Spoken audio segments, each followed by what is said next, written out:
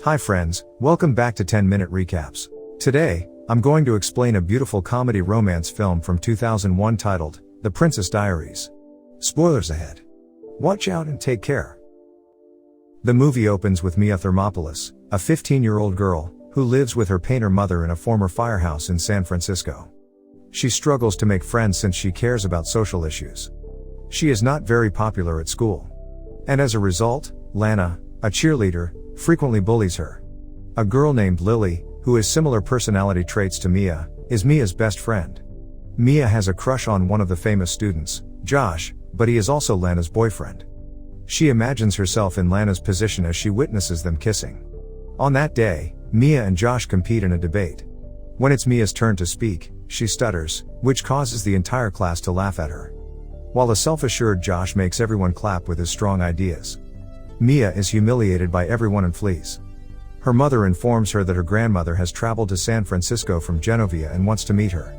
Mia is perplexed as to why her grandmother wants to meet them, when she has never bothered to contact them before.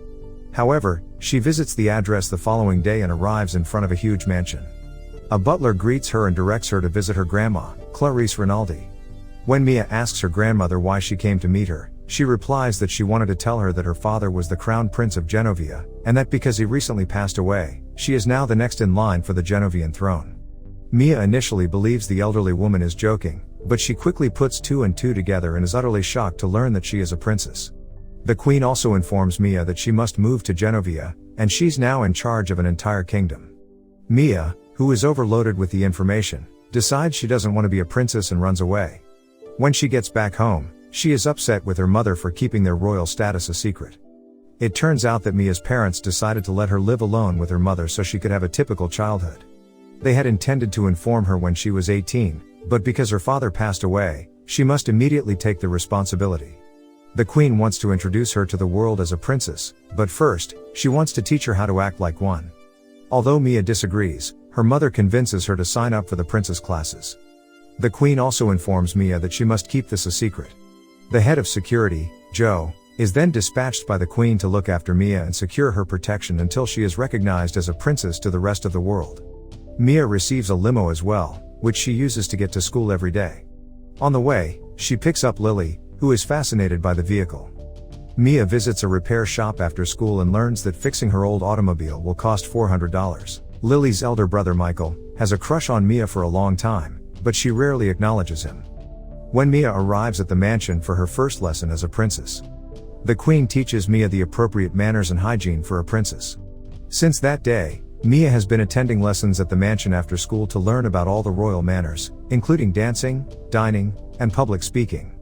As a result, she and Lily hardly ever get to spend time together. Lily becomes incredibly lonely for the following few days because Mia is her only friend. One day, Paolo, an Italian stylist, is invited by the queen to give Mia a makeover. Paolo compliments Mia on her attractiveness. Paolo and his helpers groom her appearance by plucking her eyebrows, straightening her hair, giving her a facial, and a manicure. He also destroys her glasses and gives her lenses to wear. So by the time it's all over, Mia looks radically different. The queen is pleased with her granddaughter's new appearance, but she tells Paolo and his helpers to maintain this transformation a secret. Mia and Joe pick up Lily for school the next day. When Michael notices her new appearance, he is mesmerized by her beauty. Lily, however, is not overly pleased with the makeover, because she believes that her friend is turning into like one of the school's bullies. To cover off her new hair, she forces Mia to wear a terrible hat. She believes that Mia will leave her one day, which causes the two to engage into a heated dispute. Mia tells Lily the truth because she can't bear her friend's lack of interest in her. Lily is shocked to learn the truth, but when Mia explains that it's for Lily's safety, she agrees to keep it a secret. At school, when Lana bullies Mia to take the hat off, everyone is shocked to see her gorgeous hairstyle. The next day, Michael invited Mia to a music conference where he would be performing. He is extremely passionate about music and wishes she could attend his performance. Mia promises to attend, but when she gets to school, she blows it off. Suddenly, she is surrounded by reporters who ask her how she feels being as a princess. The secret has somehow leaked, and she thinks Lily told everybody about it, but Lily insists it wasn't her. When things get out of control, the queen visits the school. They learn that Paolo, the stylist, was the one who leaked information about Mia to the media in an effort to get publicity. The following evening, the Queen invites some high-ranking royals from around the world to a royal dinner party where she introduces Mia to them. Later at the dinner, Mia messes things up. She unintentionally sets a guest's sleeve on fire and drops his arm into an ice bucket. The waiter trips and spills the fruits onto the guests as she reaches to pick it up. However, the guests laugh it off, while the Queen sits there holding her head. However, the Queen is still not upset with her granddaughter. Instead, in order to spend a day with Mia, she actually cancels all of her meetings. They enjoy themselves greatly when they go to the arcade together. On their walk home, the Queen tastes all of Mia's favorite corn dogs and plays all of her favorite games with her. They also snap pictures together in a photo booth. Mia is the driver, but the car's brakes fail as she attempts to ascend a slope. She strikes the crowded, well-known cable vehicles in San Francisco. Mia is about to be arrested by the police, but the Queen utilizes her public speaking skills to convince the cops to release them. After the encounter, a police car transports the royals back to their residence. Mia thinks her grandmother is the best queen and praises her abilities. The following day, when she arrives at school, she is swarmed by children who want to get her autograph. She was used to being unnoticed all this time, but now everyone at school is talking about her. Even Lana poses as her best friend to a reporter to gain influence. On Saturday, Mia accepts an invitation to a beach party from her longtime crush, Josh, and apologizes to Michael for not being able to attend the convention. He is obviously hurt that she is choosing Josh over him. In the evening, Mia's mother reminds her that Josh didn't like her before he realized she was a princess, but Mia brushes it off. The beach party is going smoothly for the first 2 hours, but then the media show up in search of Mia. Josh tries to kiss her, but she pulls away since it doesn't feel right for her. When they're on the stage, Josh gives her a hard kiss to give the media something to write about. To trick her, Lana and her friends deceive Mia into changing in a tent while inviting the media to take pictures. They take pictures of her wearing nothing but a towel, which are likely to go viral. After arriving home, a humiliated Mia sobs in her mother's arms. The next morning, the unpleasant pictures with outlandish and exaggerated headlines upset the Queen. Mia expresses regret for her behavior and acknowledges that she is unqualified to serve as the princess. The Queen nonetheless extends the invitation to the ball, and requests that she can bring any guests she chooses, except for Josh. Joe explains to the Queen that Mia is still a teenager and her grandchild, before she is a princess. They both concur that Mia is prepared to take the role of leader of their nation, observing how she responded to the criticism. At school, Mia expresses her regret to Lily for not being herself for the previous few days and for declining her invitation to a talk show. At last, they reconcile and decide to attend the ball together. Later, in the gym class, Josh starts making fun of Mia once more.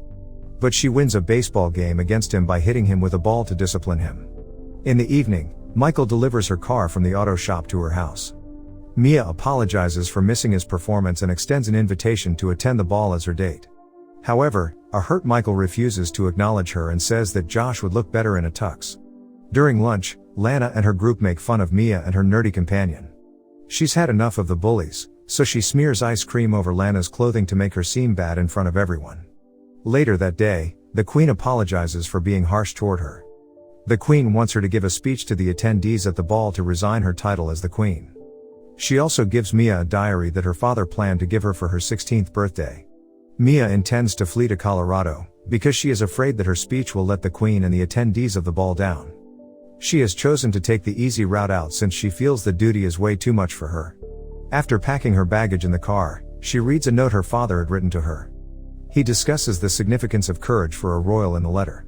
He also says that he adores both her and her mother. Mia is moved by his remarks and chooses to attend the ball. However, she has to drive in the pouring rain because she promised everyone she would attend the event by herself. While traveling, the car suddenly breaks down. On the other side, Michael gets a pizza with the word sorry written on it. He chooses to attend the ball after realizing that Mia is trying to cheer him up. Luckily, Joe picks up Mia in the limo as she is about to quit. The speech is started by the Queen when Mia is still far away. Mia finally arrives at the ball, all drenched in water and still ready to speak. The Queen then leaves the stage for her. When speaking in front of a crowd, Mia initially stammers like she normally does, but she then recalls her father's advice and offers a moving speech in front of everyone. She finally announces herself as the Princess of Genovia, the audience cheers, and Mia receives her princess crown right after. Later, she wears a stunning gown and dances with Michael. They step aside and make their way to the garden. Michael tells her how he feels about her, and they share a kiss. In the next scene, Mia is shown traveling to Genovia to take her royal responsibilities. I hope you guys enjoyed this video. Hit that like button if you did, subscribe if you're new. And at last, I'll say stay well, stay safe, thanks.